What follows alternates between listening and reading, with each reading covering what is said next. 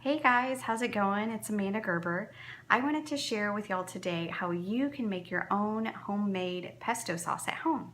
It's something that it's really simple to do and it's really cheap to do it yourself, and it's a lot healthier than the canned varieties that you can find at the store.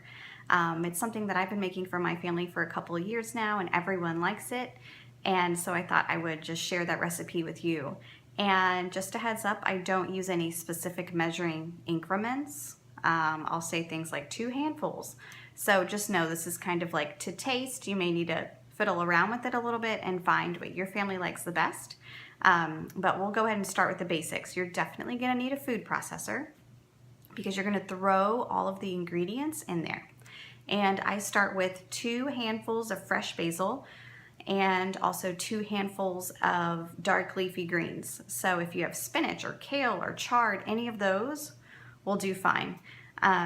Today I use spinach because that's what we had in the garden and I'm trying to get better at using that spinach. I did find with the spinach I used today in the garden, it had a little bit more of an earthy taste than what I normally buy at the store, so I actually added another handful of basil. But the base to start with is 2 handfuls of basil and then 2 handfuls of whatever greens you have on hand. If you don't have any greens on hand, you can just throw in more basil, it's totally fine. And then I season it with salt and pepper, and I throw in 2 garlic cloves, and I put in olive oil. I don't have a specific measurement for that, just pour it for about 3 seconds. And then you are going to pulse everything in the food processor until it becomes a sauce consistency. Now from there, you can kind of judge what the sauce looks like and the sauce tastes like to see if you need more salt and pepper. Or like today, I mentioned I added another handful of basil. I wanted some more of that basil flavor to come out. You can throw in more garlic if you like more garlic. I did throw in another garlic clove. I had 3 really big garlic cloves in my sauce today, and my kids said it was spicy, and normally they don't say that. So be aware if you do have small kids with like sensitive tongues, it might be spicy for them if you do more than 2 garlic cloves. 2 garlic cloves normally does well with my little kiddos.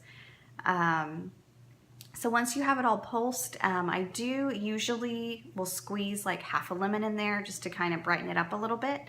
If you don't have any lemons on hand and you have a good quality essential oil, you can put a drop of lemon essential oil, just 1 drop. 1 drop goes a long way. I love to use my essential oils for cooking, especially if I run out of something. We normally have limes in my house, but not lemons all the time. So I have that on hand. Again, I use the doTERRA brand essential oil. I really enjoy the quality of it. I've been doing that for 3 years. So if you are interested in essential oils and what they can do for your health, let me know. I'd love to help you with that.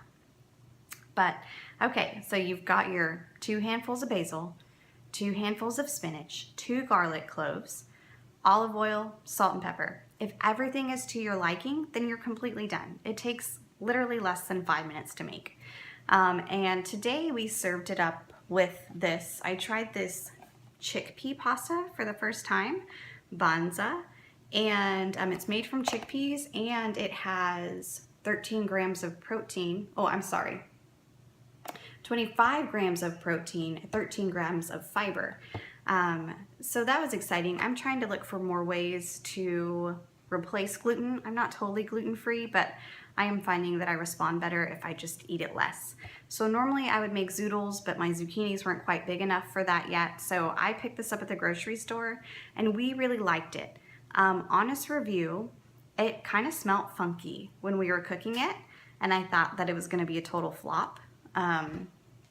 But once we drained it and add the sauce to it, it just took on the flavor of the sauce. And the consistency of it kind of reminded me of a whole wheat pasta, how it kind of has like a heartier bite to it. That's kind of how this chickpea pasta works. And again, this is the brand I used. We used this whole box for the amount of sauce for the recipe that I just gave you. So just so you know, that's about how much it cooks up. And it's an 8-ounce box of pasta. So for the recipe I gave you, about 8 ounces of pasta should do great. And you can use any pasta you want. We've used spaghetti noodles, we've used macaroni noodles, penne noodles, whatever your family likes. And if you eat meat, you can put it with chicken and shrimp. Those always work really well. If you don't eat meat, you can leave it out completely and throw in vegetables or tofu, whatever floats your boat.